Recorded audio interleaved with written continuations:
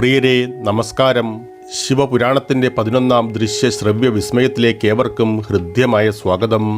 ശിവപുരാണത്തിലെ 4-ാം സംഹിതയായ കോടിരുദ്ര സംഹിതയുടെ 4-ാം ഭാഗം മുതൽ 16-ാം ഭാഗം വരെ 11-ാം ദൃശ്യ ശ്രവ്യ വിസ്മയത്തിൽ ഉൾപ്പെടുത്തുന്നു. പണ്ട് രേവനദിയുടെ തീരത്ത് സ്ഥിതി ചെയ്യുന്ന കർണി എന്ന സ്ഥലത്ത് ഒരു ബ്രാഹ്മണൻ ജീവിച്ചിരുന്നു. ആ ബ്രാഹ്മണൻ വൃദ്ധനായപ്പോൾ മക്കളെ ഉപേക്ഷിച്ച് സഹധർമ്മിണിയോടൊപ്പം കാശിയിലേക്ക് പോയി. ഏറെ വൈകാതെ ആ വൃദ്ധ ബ്രാഹ്മണൻ മൃത്യുവരിച്ചു. അദ്ദേഹത്തിൻ്റെ മരണവാർത്തയറിഞ്ഞ പുത്രന്മാർ കാശിയിലേക്ക് പോയി അന്ത്യകർമ്മങ്ങൾ നടത്തി. കുറച്ചു നാളുകൾക്ക് ശേഷം സഹധർമ്മിണിയായ സ്ത്രീയും കാലം പൂകി. അവരുടെ ഒരു പുത്രനായ സുബദൻ മരിച്ചുപോയ മാതാവിൻ്റെ അന്ത്യാഭിലാഷപ്രകാരം അവരുടെ ചിതാഭസ്മം വഹിച്ചുകൊണ്ട് കാശിയിലേക്ക് പോയി. പോകുന്ന വഴിയിൽ സുവാദൻ മറ്റൊരു ബ്രാഹ്മണന്റെ അതിഥിയാകുന്നു. ആ രാത്രിയിൽ അത്ഭുതപ്പെടുത്തുന്ന ഒരു കാഴ്ച സുബദൻ കണ്ടു. അദ്ദേഹത്തിൻ്റെ അതിഥേയൻ പശുവിനെ പാൽ കറക്കുവാൻ ശ്രമിക്കുന്നു. ആദ്യമയാൾ പശുക്കിടാവിനെ കുറച്ചുനേരം പശുവിൻ്റെ പാൽ കുടിക്കുവാൻ അനുവദിച്ചു. പിന്നീട് അതിഥേയൻ പശുക്കിടാവിനെ പശുവിൽ നിന്നും ബലമായി പിടിച്ചു മാറ്റി. അപ്പോഴും പശുക്കിടാവിൻ്റെ വിശപ്പ് ശമിക്കാതിരുന്നതിനാൽ മാതാവിൻ്റെ അടുക്കൽ നിന്നും മാറുവാൻ തയ്യാറായില്ല. ആ ബ്രാഹ്മണൻ നിഷ്കരുണം അതിനെ കുപ്പയിലേക്ക് എറിഞ്ഞു. അത് പശുവിനെ വളരെയധികം ദുഃഖിപ്പിച്ചു. ആ മാതൃഹൃദയം ദുഷ്ടബ്രാഹ്മണനെ ഒരു പാഠം പഠിപ്പിക്കുമെന്ന് പ്രതിജ്ഞയെടുക്കുന്നു. അമ്മ ആഗ്രഹിച്ച പ്രവൃത്തി ഏറ്റവും വലിയ പാപമായ ബ്രഹ്മഹത്യ ചെയ്യാൻ ഇടയാക്കുമെന്നതിനാൽ അങ്ങനെ പ്രവർത്തിക്കരുതെന്ന് പശുക്കിടാവ് അമ്മയെ ബോധിപ്പിക്കുവാൻ പരമാവധി ശ്രമിച്ചു. എന്നാൽ പശുവിന് ആ പാപത്തെ ഇല്ലാതാക്കുവാനുള്ള പരിഹാരമാർഗം അറിയാമെന്നുള്ളതിനാൽ അത് വിഷമിച്ചില്ല. ബ്രഹ്മഹത്യയുടെ പാപം നിഷ്ഫലമാക്കുവാനുള്ള മാർഗം പശുവിന് അറിയാമെന്ന അറിവ് സുവാദനെ അത്ഭുതപ്പെടുത്തി. പിറ്റേന്ന് രാവിലെ ബ്രാഹ്മണൻ പശുവിനെ കറക്കുന്ന പ്രവൃത്തി അദ്ദേഹത്തിൻ്റെ മകനെ ഏൽപ്പിച്ചു. മാതാവിൻ്റെ അരികിൽ നിന്നും വിട്ടുമാറാൻ തയ്യാറാവാഞ്ഞപ്പോൾ പശുക്കിടാവിനെ ബ്രാഹ്മണപുത്രൻ കഠിനമായി പ്രഹരിച്ചു. അതിൽ കോപിച്ച പശു ബ്രാഹ്മണപുത്രനെ അതിൻ്റെ കൊമ്പുകൾ കൊണ്ട് കുത്തി തൂക്കിയെറിഞ്ഞ് നിലത്തടിച്ചു. ആ വീഴ്ചയിൽ തന്നെ ബ്രാഹ്മണപുത്രൻ്റെ ജീവൻ പൊലിഞ്ഞുപോയി. പിതാവായ ബ്രാഹ്മണൻ ഭവനത്തിൽ തിരിച്ചെത്തിയപ്പോൾ മകൻ മരിച്ചു കിടക്കുന്നത് കണ്ടതോടെ അത്യധികം ക്ഷുഭിതനായി. തുടർന്ന് പശുവിനെയും കുഞ്ഞിനെയും ക്രൂരമായി മർദ്ദിക്കുകയും വീട്ടിൽ നിന്ന് പുറത്താക്കുകയും ചെയ്തു. ബ്രാഹ്മണനിൽ നിന്നും ലഭിച്ച ശാപം കാരണം പശുവിൻ്റെ നിറം നീലയായി മാറിയിരുന്നു. പശു നേരെ നർമ്മദാ നദിയുടെ തീരത്തുള്ള നന്ദികേശ്വർ ക്ഷേത്രത്തിലേക്ക് പോയി. വഴിയിലുടനീളം സുവാദൻ പശുവിനെ പിന്തുടർന്നു. ബ്രഹ്മഹത്യയുടെ പാപം നിർവീര്യമാക്കാൻ അവൾ നർമ്മദാ നദിയിലെ വെള്ളത്തിൽ 3 തവണ മുങ്ങി. അതിൻ്റെ ഫലമായി അവൾക്ക് പഴയ നിറം തിരിച്ചു കിട്ടി. പശു അതിൻ്റെ യഥാർത്ഥ നിറം പുൽകുന്നത് അതിശയോക്തിയോടെ അദ്ദേഹം കണ്ടുനിന്നു. അതിനുശേഷം കാശിയിലേക്ക് യാത്ര തുടർന്നു. ആ വഴിയിൽ വെച്ച് ഒരു സുന്ദരിയായ സ്ത്രീയെ കണ്ടുമുട്ടി. അദ്ദേഹം എവിടേക്കാണ് യാത്ര ചെയ്യുന്നതെന്ന് അവൾ ചോദിച്ചു. ഗംഗാ നദിയിലെ പുണ്യജലത്തിൽ അമ്മയുടെ ചിതാഭസ്മം നിമഞ്ജനം ചെയ്യുവാൻ പോവുകയാണെന്ന് സുവാദൻ അവളെ ധരിപ്പിച്ചു. എല്ലാ വർഷവും വൈശാഖം, അതായത് മേടമാസത്തിലെ 7-ാം ദിവസം പുണ്യ ഗംഗാ നദി നർമ്മദയിൽ ചേരുന്നതിനാൽ ചിതാഭസ്മം നർമ്മദയിലെ വെള്ളത്തിൽ തന്നെ നിമഞ്ജനം ചെയ്യാൻ ആ സ്ത്രീ അദ്ദേഹത്തെ ഉപദേശിച്ചു. ഇന്ന് ആ പുണ്യദിനമാണ്. പുണ്യനദിയായ ഗംഗ നർമ്മദയെ കണ്ടുമുട്ടുന്ന പുണ്യദിനം. നർമ്മദയിലെ വെള്ളത്തിൽ ചിതാഭസ്മം നിമഞ്ജനം ചെയ്യുന്നത് നിങ്ങളുടെ അമ്മയെ ദിവ്യമായ വാസസ്ഥലം നേടാൻ സഹായിക്കുമെന്നും അവൾ അവനോട് പറയുന്നു. ആ സുന്ദരിയായ സ്ത്രീ മറ്റാരുമായിരുന്നില്ല, ദേവി ഗംഗ തന്നെയായിരുന്നു. സുവാദനെ ഉപദേശിച്ച ശേഷം അവൾ അപ്രത്യക്ഷയായി. സുവാദൻ സുന്ദരിയായ ആ സ്ത്രീയുടെ നിർദ്ദേശം പാലിച്ചു. നർമ്മദാ നദിയിലെ വെള്ളത്തിൽ ചിതാഭസ്മം മുക്കി. അദ്ദേഹത്തിൻ്റെ അമ്മ ദിവ്യ ശരീരം നേടുന്നത് കണ്ടു. അമ്മ പുത്രനെ അനുഗ്രഹിക്കുകയും പിന്നീട് ശിവന്റെ വാസസ്ഥലം പ്രാപിക്കുകയും ചെയ്തു. മഹാബല ശിവലിംഗത്തെക്കുറിച്ച് വിവരിച്ചുകൊണ്ട് സുതമഹർഷി മുനിമാരോട് പറഞ്ഞു, ഗോകർണ പ്രദേശത്താണ് മഹാബല ശിവലിംഗം സ്ഥിതി ചെയ്യുന്നത്. ആർദ്ര നക്ഷത്രവും തിങ്കളാഴ്ചയും മാസത്തിലെ 8-ാമത്തെയോ 14-ാമത്തെയോ തീയതികളിൽ സംഗമിക്കുന്ന ദിവസം മഹാബല ശിവലിംഗം ദർശിക്കുന്ന ഒരു ഭക്തൻ എല്ലാ പാപങ്ങളിൽ നിന്നും മുക്തരാവുകയും ശിവലോകം പ്രാപിക്കുകയും ചെയ്യുന്നു. അല്ലാതെ മറ്റേതൊരു ദിവസത്തിലും ഈ ശിവലിംഗം ദർശനം നടത്തുന്നത് സർവശക്തന്റെ വാസസ്ഥലത്ത് എത്തുവാൻ മനുഷ്യനെ സഹായിക്കുന്നു. എല്ലാ ദേവതകളും പൂർവികരും ഗംഗയും നാഗങ്ങളും പുണ്യനദികളും മഹാബല ക്ഷേത്രത്തിന്റെ 4 പ്രവേശന കവാടങ്ങളിലും കാവൽ നിൽക്കുന്നു. മാഘ, അതായത് മകരമാസത്തിലെ 14-ാം ദിവസത്തിലെ ഇരുണ്ട ചന്ദ്രഘട്ടത്തിൽ മഹാബല ശിവലിംഗത്തെ ആരാധിച്ചാൽ ഏറ്റവും അധപ്പതിച്ച പാപിക്ക് പോലും മോക്ഷം ലഭിക്കും. ഈ ദിവസം ഭാരതത്തിന്റെ വിവിധ ഭാഗങ്ങളിൽ നിന്ന് ആളുകൾ അവിടെ അരങ്ങേറുന്ന മഹത്തായ ഉത്സവം ദർശിക്കുവാൻ വരുന്നു. ഉൽപാദനേന്ദ്രിയത്തിന്റെ, അതായത് ലിംഗോപാസന നടത്തുന്നതിന്റെ പിന്നിലെ കാരണത്തെക്കുറിച്ചാണ് കോടിരുദ്ര സംഹിതയുടെ 6-ാം ഭാഗത്തിൽ സുതൻ വിവരിക്കുന്നത്. പാർവതി യോനി രൂപത്തിൽ പ്രത്യക്ഷപ്പെടുവാൻ തീരുമാനിച്ചതിൻ്റെ ഉദ്ദേശത്തെക്കുറിച്ച് ഋഷിമാർ കൗതുകത്തോടെ സുതനോട് ചോദിച്ചു. അപ്പോൾ സുതമഹർഷി ഒരു കഥ വിവരിക്കുന്നു. വളരെ കാലം മുൻപ് ദാരിക വനത്തിനടുത്തുള്ള ഒരു ശിവക്ഷേത്രത്തിൽ ചില മുനിമാർ തപസ് അനുഷ്ഠിച്ചിരുന്നു. ഒരു ദിവസം അവർ യാഗത്തിന് ആവശ്യമായ വിറക് ശേഖരിക്കുവാൻ പോയി. ആ സന്ദർഭത്തിൽ അവരുടെ ഭക്തി പരീക്ഷിക്കുവാൻ ഭഗവാൻ ശിവൻ ആഗ്രഹിച്ചു. അതിനാൽ അദ്ദേഹം സ്വന്തം ജനനേന്ദ്രിയം കയ്യിൽ പിടിച്ചുകൊണ്ട് നഗ്നനായി മുനിമാരുടെ സഹധർമ്മിണികളുടെ അടുക്കലെത്തി. മുനിമാരുടെ ഭാര്യമാർ ശിവന്റെ പ്രത്യക്ഷത കണ്ട് ഭയന്നു. വിറക് ശേഖരിച്ച ശേഷം മുനിമാർ തിരിച്ചെത്തിയപ്പോൾ നഗ്നനായ ഒരു വ്യക്തി അവരുടെ പത്നിമാരെ വശീകരിക്കുന്നത് കണ്ട അവർ അത്യധികം ക്ഷുഭിതരായി. ശിവൻ ആരാണെന്ന് വെളിപ്പെടുത്തുവാൻ അവർ ആവശ്യപ്പെട്ടു. ശിവൻ അവർക്ക് മറുപടിയൊന്നും നൽകാഞ്ഞതിനാൽ അവർ അദ്ദേഹത്തെ ഒരു ലിംഗമായി മാറാൻ ശപിച്ചു. ശിവന്റെ കയ്യിൽ നിന്നും വീണ ജനനേന്ദ്രിയം അത്യധികം ചൂട് സൃഷ്ടിച്ചു. ആ അസഹനീയമായ ചൂട് 3 ലോകത്തെയും കത്തിക്കാൻ തുടങ്ങി. അതിൽ പരിഭ്രാന്തരായ മുനിമാർ ബ്രഹ്മാവിന്റെ സഹായം തേടി. അവർ ശപിച്ച വ്യക്തി മറ്റാരുമല്ല, മഹാദേവൻ തന്നെയാണെന്ന് അപ്പോൾ ബ്രഹ്മാവ് അവരോട് വെളിപ്പെടുത്തുന്നു. പാർവതി ദേവിയെ പ്രീതിപ്പെടുത്തുവാൻ അദ്ദേഹം അവരോട് നിർദ്ദേശിച്ചു.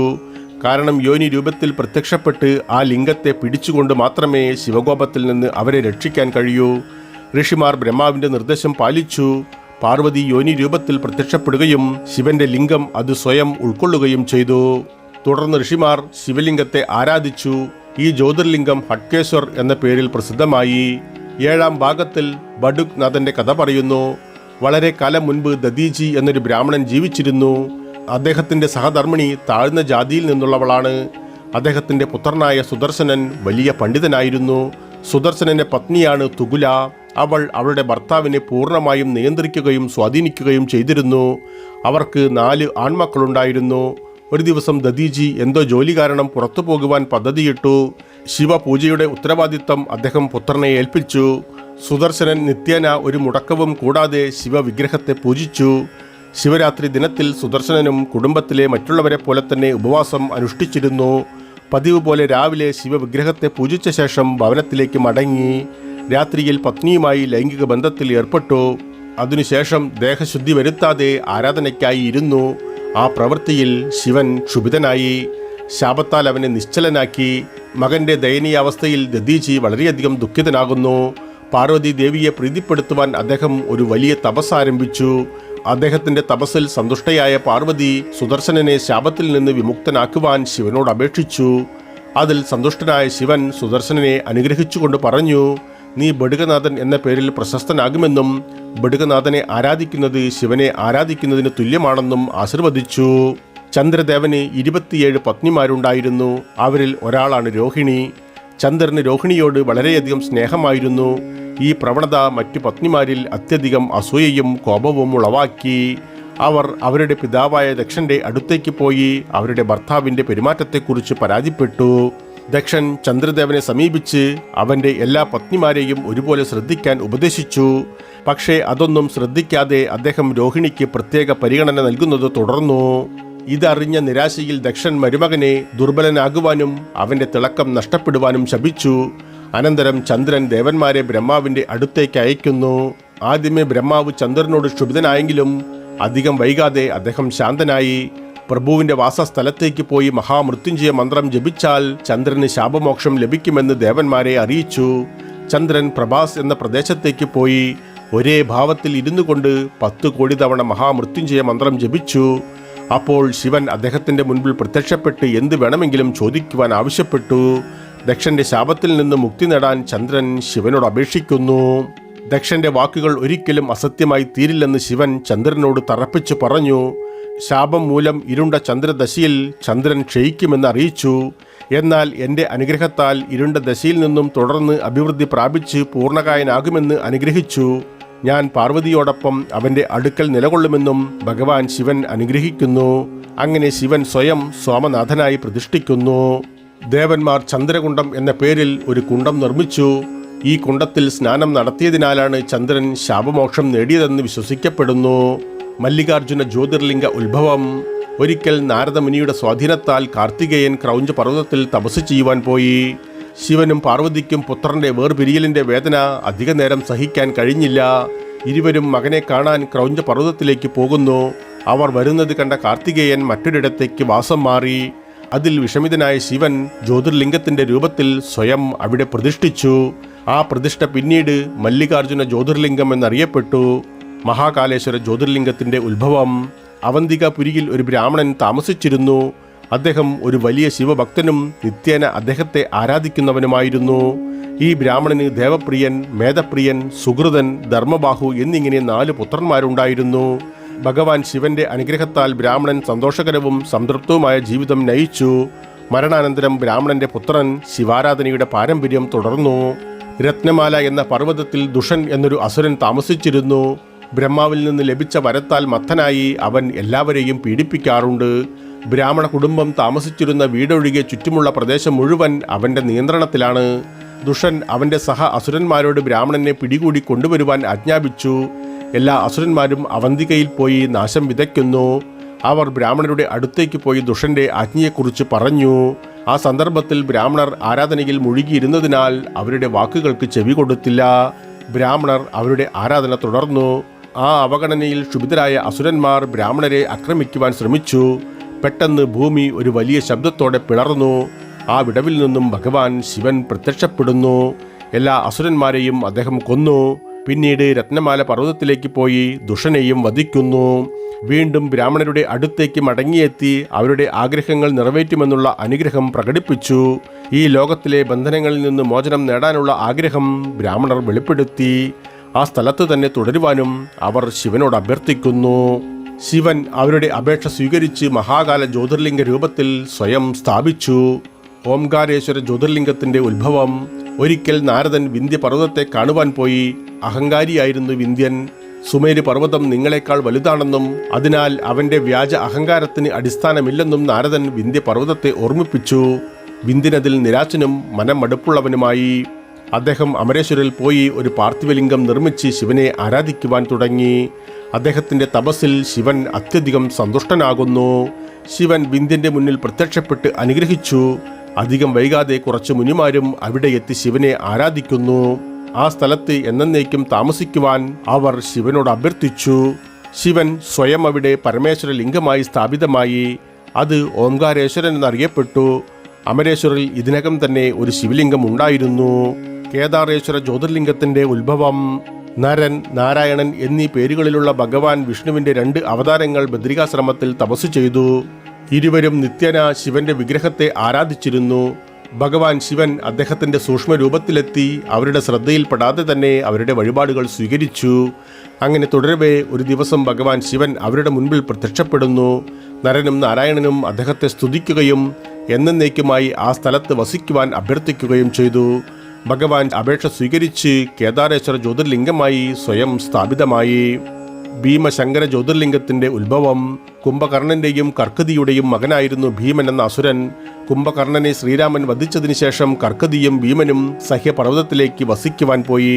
ഭീമൻ വളർന്നപ്പോൾ മാതാവായ കർക്കതിയോട് പിതാവിനെക്കുറിച്ച് അന്വേഷിച്ചു. അവന്റെ പിതാവ് രാമനാൽ കൊല്ലപ്പെട്ടുവെന്ന് കർക്കതി അറിയിക്കുന്നു.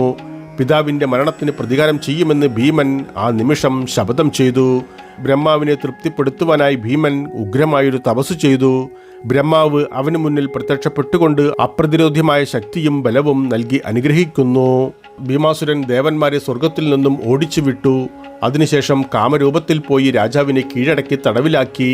നിസ്സഹായനായ രാജാവ് തടവറയിൽ ഇരുന്ന് ഓം നമശിവായ എന്ന മന്ത്രം ജപിച്ചുകൊണ്ട് സമയം ചെലവഴിച്ചുകൊണ്ടിരുന്നു.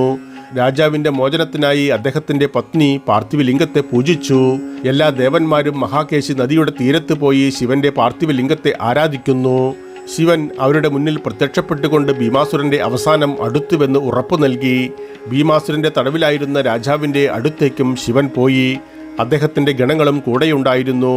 ഭീമനെ കൊല്ലുവാനുള്ള ഉചിതമായ സമയത്തിനായി എല്ലാവരും കാത്തിരുന്നു. അതേസമയം ഭീമനെ കൊല്ലുക എന്ന ലക്ഷ്യത്തോടെ രാജാവ് തടവറയിൽ ശിവനെ ആരാധിക്കുന്നുണ്ടെന്ന് ആരോ ഭീമാസുരനെ അറിയിച്ചു. തടവറയിൽ രാജാവ് പാർത്ഥിവലിംഗത്തെ ആരാധിക്കുന്നിടത്ത് ഭീമനെത്തി. ശിവനെ കളിയാക്കി വാളുകൊണ്ട് ശിവലിംഗത്തെ അടിച്ചു. അപ്പോൾ തന്നെ ശിവൻ അവിടെ പ്രത്യക്ഷപ്പെട്ട് ഇരുവരും തമ്മിൽ ഒരു വലിയ യുദ്ധം നടന്നു. യുദ്ധം ഏറെ നേരം നീണ്ടുനിന്നു. നാരദനെത്തി എത്രയും പെട്ടെന്ന് ഭീമനെ നിഗ്രഹിക്കണമെന്ന് ശിവനോട് അഭ്യർത്ഥിച്ചു. ശിവൻ ഉച്ചത്തിലുള്ള ഒരു ഗർജനത്തോടെ അഗ്നി പുറപ്പെടുവിച്ചു. വളരെ കുറഞ്ഞ സമയത്തിനുള്ളിൽ കാട്ടിൽ മുഴുവൻ തീ പടർന്നു. ഭീമൻ ഉൾപ്പെടെ എല്ലാ അസുരന്മാരും അതിൽ വെന്തു മരിച്ചു. ആ സന്ദർഭത്തിൽ ദേവന്മാരും മുനിമാരും അവിടെയെത്തി ആ സ്ഥലത്തു തന്നെ വസിക്കുവാൻ ഭഗവാനോട് അപേക്ഷിച്ചു. ശിവൻ അവരുടെ അപേക്ഷ സ്വീകരിച്ച് ഭീമശങ്കര ജ്യോതിർലിംഗ രൂപത്തിൽ സ്വയം സ്ഥാപിക്കുന്നു. വിശ്വേശ്വര ജ്യോതിർലിംഗത്തിന്റെ ഉത്ഭവം. ഈ ലോകത്തിലെ ജീവജാലങ്ങൾക്ക് മോചനം നൽകണമെന്ന ആഗ്രഹത്തോടെ ബ്രഹ്മാവിന്റെ മറ്റു സൃഷ്ടികളിൽ നിന്ന് വേർപെടുത്തിയ ശേഷം ശിവൻ തൃശൂലത്തിൽ ഭൂമിയുടെ ഒരു ഭാഗം സൂക്ഷിച്ചു. ഈ പുണ്യഭൂമിയുടെ പേര് മണികർണിക എന്നാകുന്നു. അവിടെ അവിമുക്ത എന്ന പേരിലുള്ള ശിവലിംഗം ഭഗവാൻ ശിവൻ തന്നെ സ്ഥാപിച്ചു. പിന്നീട് ഈ പുണ്യസ്ഥലം തൃശൂലത്തിൽ നിന്ന് താഴെ ഇറക്കി ശിവന്റെ പ്രദേശത്ത് സ്ഥാപിച്ചു. ഈ പുണ്യ തീർത്ഥാടന കേന്ദ്രം പിന്നീട് കാശി എന്നും അവിമുക്ത വിശ്വേശ്വർ എന്നും അറിയപ്പെട്ടു. ത്രയംബകേശ്വര ജ്യോതിർലിംഗ ഉത്ഭവം. പുരാതന കാലത്ത് ഗൗതമൻ എന്നൊരു പ്രശസ്തനായ മുനി ജീവിച്ചിരുന്നു. അദ്ദേഹത്തിന്റെ പത്നിയാണ് അഹല്യ. ഒരിക്കൽ 100 വർഷത്തോളം മഴ പെയ്യാതിരുന്നതിനാൽ ആ പ്രദേശം മുഴുവൻ വരൾച്ചയുടെ പിടിയിലായി. അത്യുന്നതമായ തപസ്സിന്റെ ഫലമായി ഗൗതമന്റെ മുൻപിൽ വരുണദേവൻ പ്രത്യക്ഷപ്പെട്ടു. മഴ പെയ്യിക്കാൻ വരുണനോട് ഗൗതമൻ അഭ്യർത്ഥിക്കുന്നു. എന്നാൽ മഴ പെയ്യിക്കുവാനുള്ള സ്വന്തം കഴിവില്ലായ്മയെ വരുണൻ പ്രകടിപ്പിച്ചു. അദ്ദേഹത്തിന്റെ ആഗ്രഹം സഫലമാകുവാൻ ഭഗവാൻ ശിവനെ പ്രീതിപ്പെടുത്തണമെന്ന് ഗൗതമനോട് വരുണൻ നിർദ്ദേശിക്കുന്നു. തുടർന്ന് വരുണദേവൻ ഗൗതമനോട് ഒരു കുഴി കുഴിക്കുവാൻ ആവശ്യപ്പെട്ടു. അതിൽ വരുണദേവൻ വെള്ളം നിറച്ചു. ഈ കുളം ഒരിക്കലും വറ്റില്ലെന്ന് അറിയിച്ചുകൊണ്ട് ഗൗതമനെ അനുഗ്രഹിക്കുന്നു. വരൾച്ചയാൽ ആ സ്ഥലം ഉപേക്ഷിച്ചു പോയ മുനിമാർ തിരിച്ചെത്തി. എല്ലാവരും അതിൽ സന്തോഷവാന്മാരും സംതൃപ്തരുമായി. ഒരു ദിവസം ഗൗതമ മഹർഷി ശിഷ്യന്മാരോട് ആ കുളത്തിൽ നിന്ന് വെള്ളം കൊണ്ടുവരുവാൻ ആവശ്യപ്പെട്ടു. ശിഷ്യന്മാർ അവിടെ എത്തിയപ്പോൾ കുളത്തിന്റെ കരയിൽ നിരവധി മുനിമാരുടെ പത്നിമാരെ കണ്ടു. അവരവരെ വെള്ളമെടുക്കുവാൻ അനുവദിച്ചില്ല എന്ന് മാത്രമല്ല, അവരെ ശാസിച്ച് പറഞ്ഞയക്കുകയും ചെയ്തു. ശിഷ്യന്മാർ ആശ്രമത്തിലേക്ക് മടങ്ങി ഗൗതമ മഹർഷിയോട് മുഴുവൻ കഥയും വിവരിച്ചു. നിരാശയും കോപവും അടക്കാൻ വിഷമിക്കുന്ന ശിഷ്യരെ സമാധാനിപ്പിച്ച് അഹല്യ വെള്ളമെടുക്കുവാൻ കുളത്തിലേക്ക് പോയി. അന്നു മുതൽ അതൊരു ദിനചര്യ ആയി മാറി. ഒരു ദിവസം അഹല്യ മുനിമാരുടെ ഭാര്യമാരെ കണ്ടു. വെള്ളം എടുക്കുന്നതിൽ നിന്ന് അവർ അവളെ തടയാൻ ശ്രമിച്ചു. മാത്രമല്ല, അവർ അവരുടെ ആശ്രമത്തിലേക്ക് തിരിച്ചുപോയി അവരുടെ ഭർത്താക്കന്മാരെ ചെവി നിറയെ ശകാരിക്കുകയും ചെയ്തു. എല്ലാ മുനിമാരും അതിൽ കോപാകുലരായി. ആ മുനിമാർ ഗണേശനെ ആരാധിക്കുവാൻ തുടങ്ങി. ഗണേശൻ അവർക്ക് മുൻപിൽ പ്രത്യക്ഷപ്പെട്ടപ്പോൾ ഗൗതം മുനിയെ അവിടെ നിന്നും പുറക്കണിക്കുവാൻ ആവശ്യപ്പെട്ടു. ആദ്യം അവരുടെ ആവശ്യം അംഗീകരിക്കാൻ ഗണേശൻ മടിച്ചെങ്കിലും അവർ അവരുടെ ആവശ്യത്തിൽ ഉറച്ചു നിന്നപ്പോൾ അവസാനം ഭഗവാന് സമ്മതിക്കേണ്ടി വന്നു. ഗൗതമൻ ധാന്യകൃഷി ചെയ്തിരുന്ന വയലിലേക്ക് ഗണേശൻ പ്രവേശിച്ചു. ഗണേശൻ ഒരു പശുവിന്റെ വേഷം പൂണ്ട് ധാന്യവിളകളിൽ മേയുവാൻ തുടങ്ങി. പശു വിളകളിലൂടെ മേഞ്ഞു നടക്കുന്നത് കണ്ടപ്പോൾ അതിന്റെ മുതുകിൽ അടിച്ചുകൊണ്ട് വയലിൽ നിന്ന് പുറത്താക്കാൻ ഗൗതമൻ ശ്രമിക്കുന്നു. കൃത്രിമ പശു തൽക്ഷണം ചത്തുവീണു. ഗൗതമൻ സ്വന്തം പ്രവർത്തികളിൽ ഖേദിച്ചു. അതിനിടെ ചുറ്റുമുള്ള പ്രദേശത്തെ എല്ലാ മുനിമാരും അവിടെ എത്തി. അവർ ഗൗതമനെ ഉടൻ തന്നെ ആ സ്ഥലം വിടാൻ നിർബന്ധിച്ചു. ഗൗതമൻ ആ സ്ഥലം വിട്ട് അവിടെ നിന്ന് അല്പം അകലെയായി ആശ്രമം സ്ഥാപിക്കുന്നു. ഒരു ദിവസം ഗൗതമൻ മുനിമാരുടെ അടുക്കൽ തിരിച്ചെത്തി എൻ്റെ പാപങ്ങൾക്ക് എങ്ങനെ പ്രായശ്ചിത്തം ചെയ്യാനാകുമെന്ന് ചോദിച്ചു. ഞാൻ ഒരു പശുവിനെ കൊന്നു എന്ന് ഉരുവിട്ടുകൊണ്ട് ഭൂമി മുഴുവൻ 3 തവണ പ്രദക്ഷിണം ചെയ്താൽ മാത്രമേ അദ്ദേഹത്തിൻ്റെ പാപങ്ങൾക്ക് പ്രായശ്ചിത്തം ലഭിക്കൂ എന്ന് മുനിമാർ നിഷ്കർഷിച്ചു. അതിനുശേഷം 1 മാസം തപസ് അനുഷ്ഠിക്കേണ്ടി വരുമെന്നും അവർ അദ്ദേഹത്തെ ഓർമ്മിപ്പിച്ചു. അത് സാധ്യമല്ലെങ്കിൽ ഗംഗയെ സ്വയം പ്രത്യക്ഷപ്പെടാൻ സഹായിക്കുകയും അവളുടെ ജലത്തിൽ കുളിക്കേണ്ടതായും വരും. അതുമല്ലെങ്കിൽ നിങ്ങൾ 3 കോടി പാർത്ഥിവ ലിംഗങ്ങളെ ആരാധിക്കേണ്ടി വരും. അപ്പോൾ മാത്രമേ പശുവിനെ കൊന്ന പാപത്തിൽ നിന്ന് നിങ്ങൾക്ക് മോചനം ലഭിക്കൂ. ഋഷിമാർ വെളിപ്പെടുത്തി. ഗൗതമൻ പാർത്ഥിവ ലിംഗങ്ങൾ നിർമ്മിച്ച് അവയെ ആരാധിക്കുവാൻ തുടങ്ങി. അദ്ദേഹത്തിന്റെ ഭക്തിയിൽ സന്തുഷ്ടനായ ശിവൻ പ്രത്യക്ഷപ്പെട്ടു. ഗൗതമ മുനി ശിവനോട് പശുവിനെ കൊന്നതിന്റെ പാപങ്ങളിൽ നിന്ന് മോചനം നൽകണമെന്ന് അഭ്യർത്ഥിച്ചു. ഗംഗാ നദിയെ അവിടെ പ്രത്യക്ഷപ്പെടുത്തണമെന്നും അദ്ദേഹം ശിവനോട് അഭ്യർത്ഥിക്കുന്നു. നിങ്ങൾ നിരപരാധിയാണെന്നും യഥാർത്ഥ കുറ്റവാളികൾ ആ മുനിമാരാണെന്നും ബോധിപ്പിക്കാൻ ശിവൻ പരമാവധി ശ്രമിച്ചു. എന്നാൽ ഗൗതമന് അത് ബോധ്യപ്പെട്ടില്ല. ഒടുവിൽ ശിവൻ ഗംഗയോട് ഒരു സ്ത്രീ രൂപത്തിൽ പ്രത്യക്ഷപ്പെടുവാൻ നിർദ്ദേശിച്ചു. ഗൗതമൻ ഗംഗയെ സ്തുതിക്കുന്നു. ശിവന്റെ അനുഗ്രഹത്താൽ ഗൗതമൻ പശുവിനെ കൊന്ന പാപത്തിൽ നിന്ന് മുക്തനായി. അതിനുശേഷം ഗംഗ തിരിച്ചു പോകുവാനുള്ള ആഗ്രഹം പ്രകടിപ്പിച്ചു. പക്ഷേ 28-ാം മന്വന്തരം വരെ ഭൂമിയിൽ തുടരുവാൻ ശിവൻ അവളോട് ആവശ്യപ്പെട്ടു. ശിവനും പാർവതിയും ഭൂമിയിൽ ഉണ്ടായിരിക്കണമെന്ന വ്യവസ്ഥയിൽ ഗംഗ അതിന് സമ്മതിക്കുന്നു. ശിവൻ സ്വയം ത്രയംബകേശ്വര ജ്യോതിർലിംഗമായി സ്ഥാപിക്കപ്പെടുകയും ഗംഗ ഗൗതമി ഗംഗയായി അറിയപ്പെടുകയും ചെയ്തു.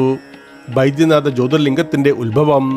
ശിവനെ പ്രീതിപ്പെടുത്തുവാനും അനുഗ്രഹം നേടുന്നതിനും വേണ്ടി അസുര രാജാവായ രാവണൻ കഠിനമായ തപസ് ചെയ്തു. കഠിനമായ തപസ്സിനു ശേഷവും ശിവൻ പ്രത്യക്ഷപ്പെടാതിരുന്നതിനാൽ രാവണൻ സ്വന്തം ശിരസ്സുകളിൽ ഓരോന്നായി ശിവന് അർപ്പിക്കുവാൻ തുടങ്ങി.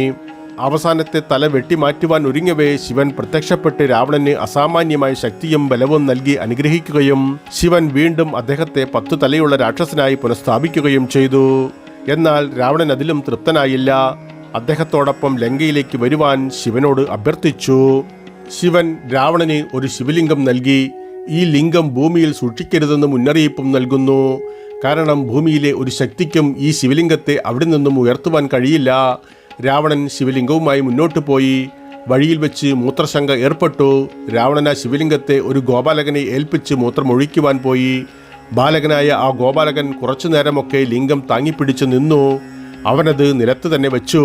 രാവണൻ തിരിച്ചെത്തിയപ്പോൾ ശിവലിംഗം നിലത്ത് ഇരിക്കുന്നത് കണ്ടപ്പോൾ നിരാശനും സങ്കടഭരിതനുമായി. ഇനി അതവിടെ നിന്നും ഉയർത്തുവാൻ കഴിയില്ലെന്ന് അദ്ദേഹത്തിന് ബോധ്യമുണ്ടായിരുന്നു. അതിനാൽ രാവണൻ ആ ലിംഗം അവിടെ തന്നെ സ്ഥാപിച്ചു. അത് ബൈദ്യനാഥ ജ്യോതിർലിംഗം എന്ന പേരിൽ പ്രശസ്തമായി. പ്രിയരെ, ശിവപുരാണത്തിൻ്റെ 11ാം ഭാഗം ഇവിടെ നിർത്തട്ടെ. കൂടുതൽ സംഭവബഹുലമായ ശിവാരാധനയുമായി വീണ്ടും വരാം.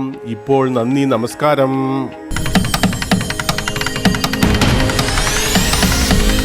പ്രിയരെ, വീഡിയോ കാണുന്നതോടൊപ്പം ചാനൽ വരിക്കാരാകുവാനും അറിയിപ്പുകൾ ലഭിക്കുന്നതിനായി കുടമണി ചിഹ്നം പ്രവർത്തനക്ഷമമാക്കുവാനും ഈ കഥയിൽ നിങ്ങൾ തൃപ്തരാണെങ്കിൽ നിങ്ങളുടെ ഇഷ്ടം അറിയിക്കുവാനും മറ്റുള്ളവരുമായി പങ്കുവയ്ക്കുവാനും മറക്കരുതേ പ്രിയ സുഹൃത്തുക്കളെ.